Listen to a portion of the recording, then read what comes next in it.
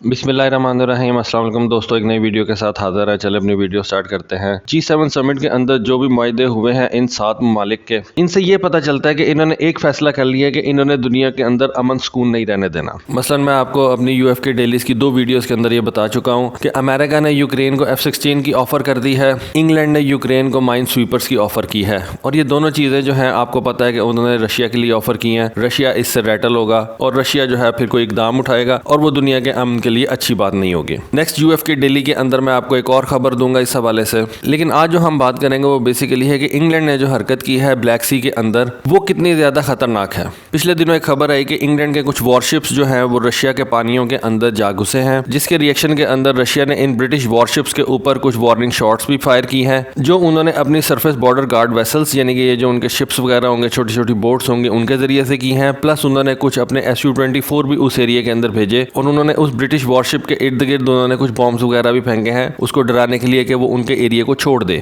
UK की ministry of defence ने ये कहा है कि ऐसी कोई बात नहीं हुई और उन्होंने इस सारे मामले को जो है वो डिनाई कर दिया है और उन्होंने कहा कि हमारा ये जो टाइप 45 डिस्ट्रॉयर है इसके इर्द गिर्द कोई भी एग्रेसिव एक्शन नहीं किया गया। और इंग्लैंड ने यह कहा कि ये जो हमारा टाइप 45 डिस्ट्रॉयर है ये यूक्रेन के पानियों से गुजर रहा था और ये किसी भी इंटरनेशनल लॉ के मुताबिक बिल्कुल ठीक है, इसमें हमने कोई भी इंटरनेशनल लॉ ब्रेक नहीं किया। लेकिन दूसरी तरफ रशिया का क्लेम यह है कि ये जो डिस्ट्रॉयर है टाइप 45 ये रशिया के मैरीटाइम बॉर्डर्स के अंदर आया है और जिसकी वजह से रशिया ने इसके ऊपर जो है वो वार्निंग शॉट्स जो है वो फायर की हैं और ये रशिया के मैरीटाइम बॉर्डर्स की खिलाफ वर्जी है। अब ये जो मैरीटाइम ट्रैकिंग डाटा होता है, जिस तरह से आपको पता है कि फ्लाइट 24 रेडार डाटा होता है, इस तरह से ये एक मैरीटाइम ट्रैकिंग डाटा भी होता है। उसमें ये देखा जा सकता है कि ये जो HMS डिफेंडर है ये रशिया के पानियों के सिर्फ 10 नॉटिकल माइल की दूरी के ऊपर था और इस चीज से जो है रशियन क्लेम जो है वो सच्चा साबित होता है, क्योंकि रशिया के पानी का जो बॉर्डर है वो साहिल से लेकर तकरीबन 12 नॉटिकल माइल्स तक है। तो ये जो ब्रिटिश जहाज था ये कोस्ट से तकरीबन 10 नॉटिकल माइल से गुजरा है। इस तरह से ये ब्रिटिश जहाज जो है ये 2 नॉटिकल माइल्स जो था वो रशिया के पानियों के अंदर था और रशिया इस जहाज को जो है वो डुबो सकता था, क्योंकि ये जहाज जो है 2 नॉटिकल माइल्स रशिया के पानियों के अंदर था उस वक्त। और रशिया की मिनिस्ट्री ने कहा कि हमने इस ब्रिटिश डिस्ट्रॉयर को जो है वो वार्निंग इशू की थी और इसको बताया था कि अगर आप रशिया के पानी को अभी नहीं छोड़ते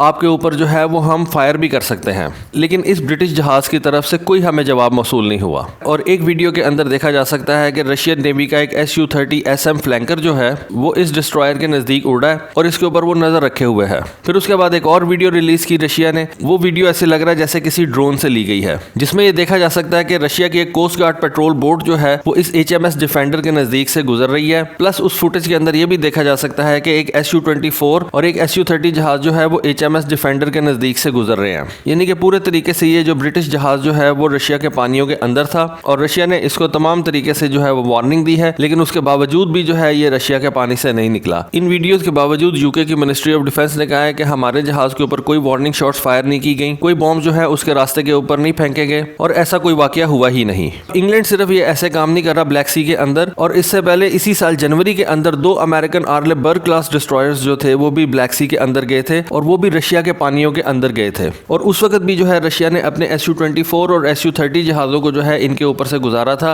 और इन Su-30 जहाजों के ऊपर जो है एंटी शिप मिसाइल्स भी लगे हुए हैं। उस वक्त भी ये खबर आई थी कि रशिया के जो कोस्टल डिफेंस मिसाइल बैटरीज है उनको एक्टिवेट कर दिया गया था और इन अमेरिका के दोनों आर्लेबर्ग क्लास डिस्ट्रॉयर्स को जो है वो वार्निंग्स दी गई थी कि आप रशिया के पानी को छोड़ दें। तो ये जो इंग्लैंड और अमेरिकन हैं ये दोनों मिलकर जो है इस वक्त रशिया और चाइना दोनों को तंग कर रहे हैं, उनके पानियों की वायलेशन कर रहे हैं, खास तौर पर रशिया के पानियों की वायलेशन कर रहे हैं, क्योंकि वो रशिया को एक आसान हदफ समझते हैं। उनको पता है कि चाइना के पास इस वक्त पैसे भी हैं और चाइना जो है वो अग्रेसिवली रिस्पॉन्ड कर सकता है। रशिया को आई बिलीव कि वो इस वक्त टेस्ट कर रहे हैं कि अगर हमारे जहाज जो है वो रशिया के पानियों की वायलेशन करते हैं तो रशिया किस तरह से रिस्पॉन्ड करेगा। जैसा कि आपको पता है कि कल से अमेरिका एक नई एक्सरसाइज स्टार्ट कर रहा है इसी ब्लैक सी के अंदर। इस एक्सरसाइज के अंदर अमेरिका ने पाकिस्तान को भी दावत दी हुई है और पाकिस्तान भी इस एक्सरसाइज के अंदर हिस्सा लेने जा रहा है। ये सी ब्रीज 2021 एक्सरसाइज है। इस एक्सरसाइज के अंदर 32 कंट्रीज जो है वो हिस्सा ले रही हैं। इन 32 कंट्रीज के 5000 ट्रूप्स, 32 शिप्स, 40 एयरक्राफ्ट और 18 स्पेशल ऑपरेशन और डाइव टीम्स जो हैं वो हिस्सा लेंगी। इस एक्सरसाइज के अंदर पाकिस्तान की नेवी भी हिस्सा लेने जा रही है और डेफिनेटली अगर पाकिस्तान नेवी इस एक्सरसाइज के अंदर हिस्सा लेने जा रही है तो पाकिस्तान नेवी का कोई जहाज जो है इस एक्सरसाइज के अंदर शामिल होगा। अब बेसिकली हो क्या रहा है कि इस वक्त अमेरिका जो है वो पाकिस्तान को अपनी तरफ खींच रहा है, चाइना पाकिस्तान को अपनी तरफ खींच रहा है, लेकिन पाकिस्तान ने अपने इंटरेस्ट को देखना है। अब इस एक्सरसाइज के अंदर ठीक है पाकिस्तान को उन्होंने दावत दिया, पाकिस्तान ने एक्सेप्ट किया और पाकिस्तान हो सकता है अपना कोई नेवल शिप भी भेजे,